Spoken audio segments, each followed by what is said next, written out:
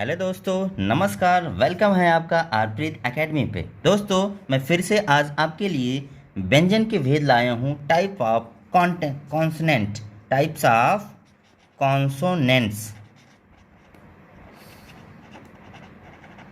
Consonant. आज हम दोस्तों जानेंगे व्यंजन के भेद।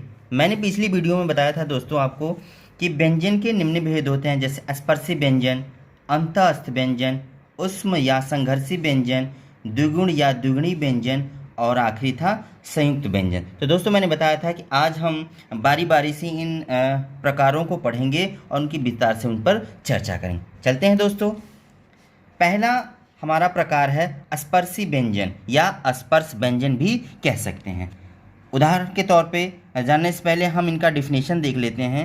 जिन वर्णों के उच्चारण में मुख किसी विशेष स्थान जैसे कंठ, तालु, मूर्धा, दांत और ओठ आदि से स्पर्श होता है तो उसे स्पर्शी व्यंजन कहते हैं। कहने का मतलब, जिन वर्णों को आपको बोलना है, बोलते समय मुख में जैसे कंठ, आवाज़ जब निकलती है तो वो कंठ से टच होके आए या तालु से टच होके आए, मूर्धा से, दांत और ओठ कोई भी टच हो तो इनके स्पर्श से जो व्यंजन बनता है होता है उसे स्पर्शी व्यंजन कहते हैं या स्पर्श व्यंजन कहते हैं।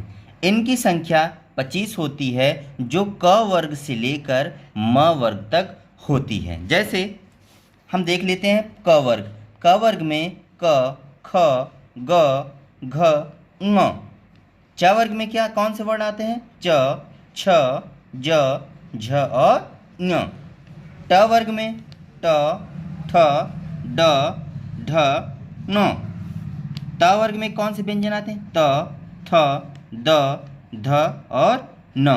प वर्ग में भी देख लेते हैं प, फ, ब, भ और म। इस तरह इनकी कुल संख्या 25 मतलब 25 होती है। कभी कभी ऑब्जेक्टिव तौर पे भी पूछा जाता है कि स्पर्श व्यंजनों की संख्या कितनी होती है, तो हमें बिल्कुल नहीं भूलना है इनकी संख्या कितनी होती है, 25।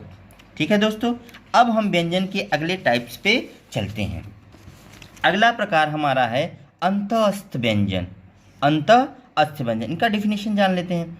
ऐसे वर्ण जिनको जीभ और होठों के परस्पर सटने से बोला जाता, ऐसे वर्ण जिनको जीभ और होठों के परस्पर सटने से बोला जाता है, लेकिन कहीं पर भी दोनों पूरी तरह से स्पर्श नहीं होते। इस चीज़ का ध्यान रखना है दोस्तों कि ये वर्ण कहीं से कहीं पे भी पूरी तरह से बोलने पर जीभ और होठ एक दूसरे से परस्पर स्पर्श नहीं होते हैं, पूरी तरह से टच नहीं होते हैं। इनकी संख्या 4 होते हैं। तो आइए जानते हैं ये कौन कौन से वर्ण हैं।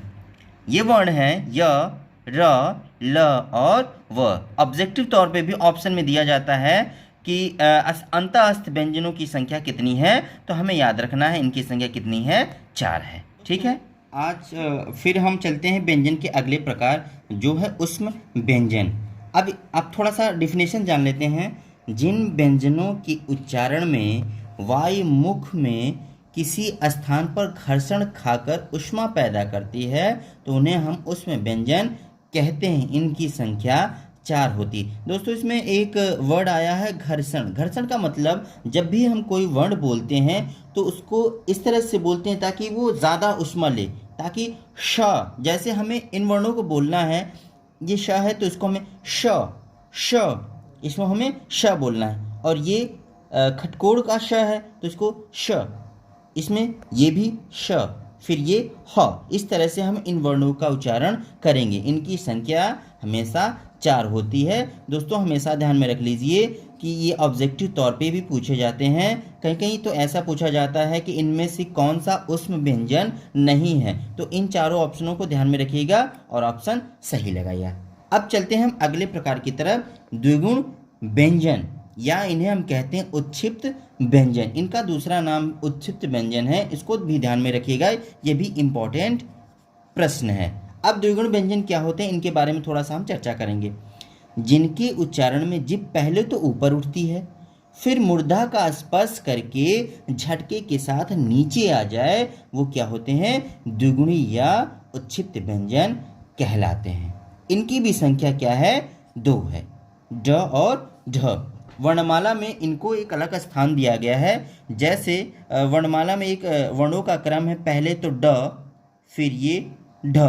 लेकिन जो उच्छिप्त व्यंजन है इनको इस तरह से लिखा गया है, ड के लिखने बाद नीचे बिंदी, फिर ढ के नीचे लिखने बाद बिंदी। इस तरह से उच्छिप्त व्यंजनों की संख्या 2 है। ठीक है मित्रों, अब चलते हैं हम अगले व्यंजन की तरफ, व्यंजन के प्रकार की तरफ, जो बहुत ही इम्पोर्टेंट है, महत्वपूर्ण है। इसको ध्यान से ज़रा समझिएगा।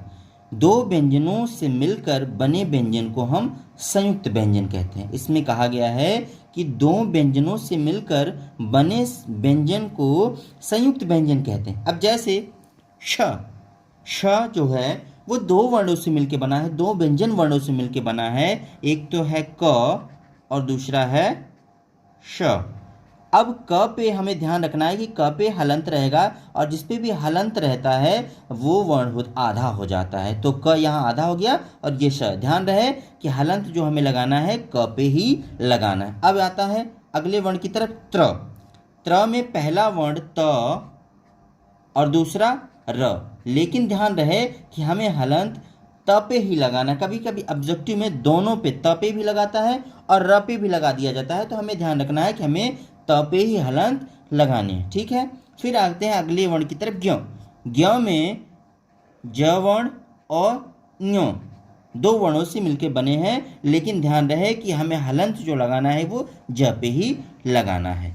ठीक है दोस्तों, फिर आते हैं हम श्र की तरफ। अब श्र वर्ण में श और र दो व्यंजनों से मिलकर बने हैं, लेकिन इतना ध्यान रहे कि जब भी हमें हलंत लगाने हैं तो वो श वर्ण पे ही लगाने हैं। तो ठीक है दोस्तों, आज का ये टॉपिक कंप्लीट हुआ। अब हम अगले वीडियोज़ में चर्चा करेंगे वर्णमाला के लिए। तो तब तक के लिए आपसे थैंक्स फॉर वॉचिंग आर्पित एकेडमी।